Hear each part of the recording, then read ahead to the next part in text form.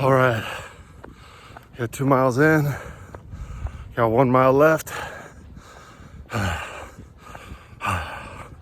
Whew, it's cold this morning, but we're getting it because we are accountable.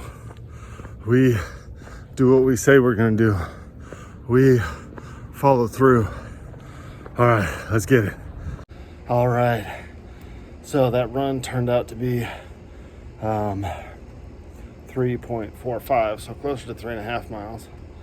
But got done. I'm alive.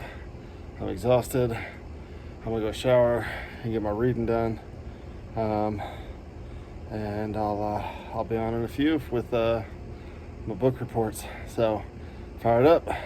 Stay accountable. All right. So in the How to Win Friends and Influence People today, read 2 chapters. The first one is about letting people save face, and really that's more just common courtesy, but it helps to foster a relationship where in the future you still have influence with people, and we're not damaging relationships. And so it's very important to give people an out, and instead of directly criticizing them or coming at them in a way that is damaging of the relationship. And then the second chapter was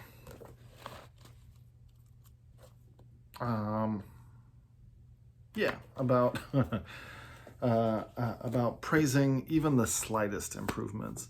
And they actually talked about dog trainers and how dog trainers use meat and praise and petting and for even just the slightest improvements and getting better at being lavish in our praise, but not just praising in a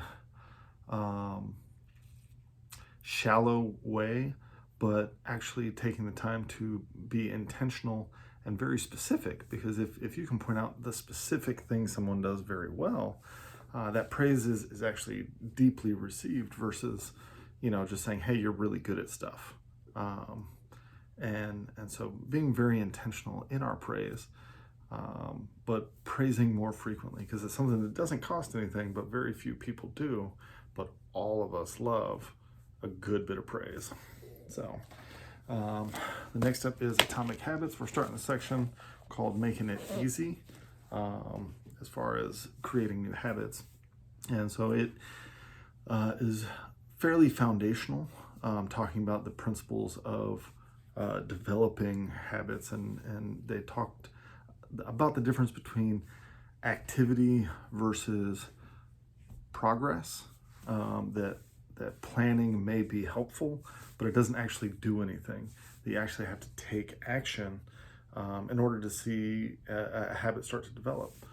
They use the example that, it doesn't matter how many times you talk to a personal trainer, if you never go to the gym and actually work out, you'll never see that result. You'll never see that habit develop. And then they talked about the time factor that a lot of people ask is, how long does it take to develop that level of automatic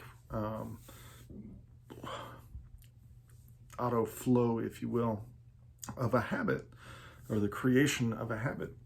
He said really the question should not be how long does it take to develop a habit, but how many repetitions does it take to create a habit. Because if in 100-day span you performed the active part of that habit twice, then it's not going to be a habit. Inversely, if in a 10-day period you perform that habit 100 times, well, guess what? That repetition, getting the reps in, is what's going to drive that creation of a habit.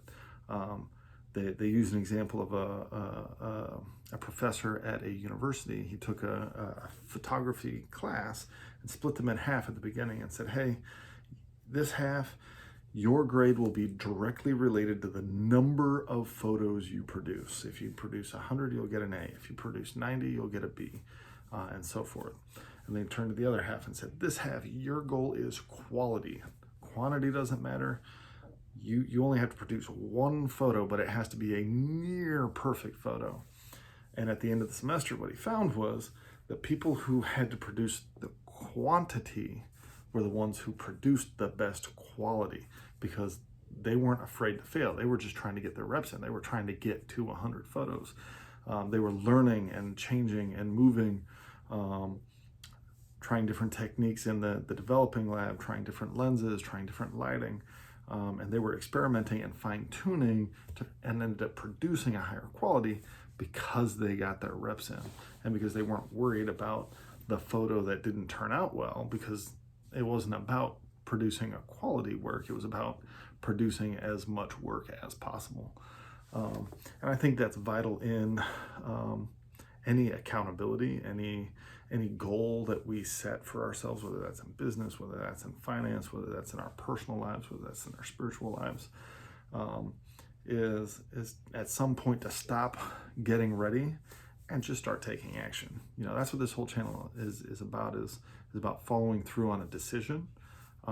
It's about being accountable to do the things that we say we're going to do on a daily basis and start to develop some of these habits. So I'm really glad that I picked this book to start this channel with.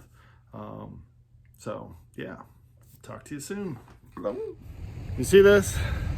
This right here is what we call unaccountability, lack of integrity. People just leaving their shopping carts instead of putting them where they go. That's because people don't have any integrity anymore.